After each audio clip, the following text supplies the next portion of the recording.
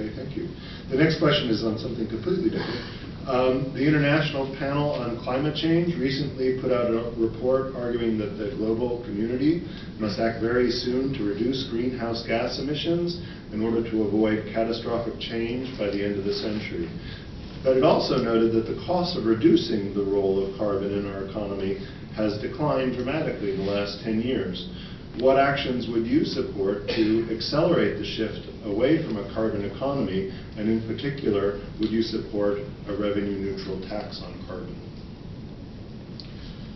Well, one thing right off the start is, I mean, it's funny, you still have, people that are arguing that, there is no problem with climate change. I mean, right in the main legislature, you have a lot of people that, will still argue that, there isn't a problem with climate change.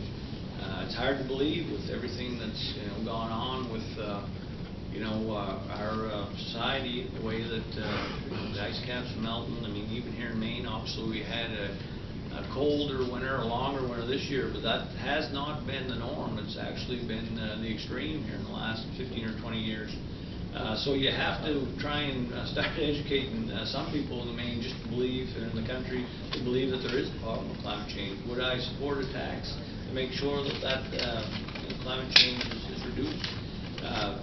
Show me exactly what it means, and most likely I would. But at first blush, yes, I would, because I certainly believe that we have an issue and we have to do something to make sure that another 20, 30, 50 years down the road, we're not sitting in a room like this talking about, hey, remember back when we were at Lewiston, Auburn, we were talking about climate change? Well, now the seas have risen and we're having all kinds of problems. Why didn't we do something then?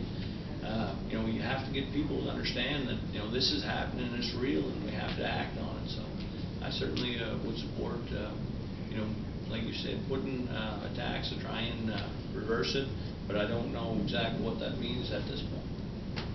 Thank you for the question. I have two nephews. They are 2 years old and about 6 months old. And I think of them when I think about climate change, because by the time they're my age or they're getting to retirement age, they're going to be seeing, I think, we don't act more now, they're going to see it much worse. More extreme temperatures, more extreme weather. It's not safe, it's not good for public health.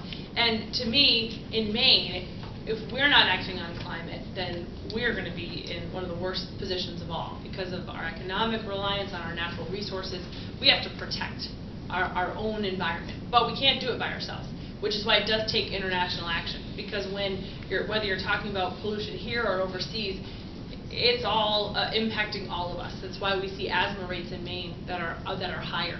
That's why we see acid rain that destroys parts of our state. And so for me, my environmental record is one of the things I'm most proud of. I'm very proud to have earned the endorsement of the Maine Conservation Voters and the National League of Conservation Voters because of my willingness to stand up for investment in green jobs and green technology, things like offshore wind, things like tidal power that change how we get our energy. This is, again, there's not one thing you can do. There's not one switch you can flip. It's not just about changing our behavior and recycling in our communities. It's about where we get our power from, where we get our energy from, how we take care of dealing with greenhouse gases. And I would definitely support a carbon tax. I think it's an important tool when we know the bottom line makes people act.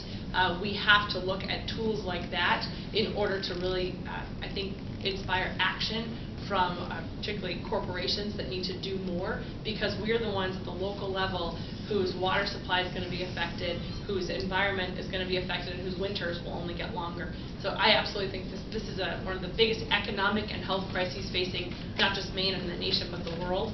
And America should really be a leader on it. Thank you. Thank you. Thanks, Jim.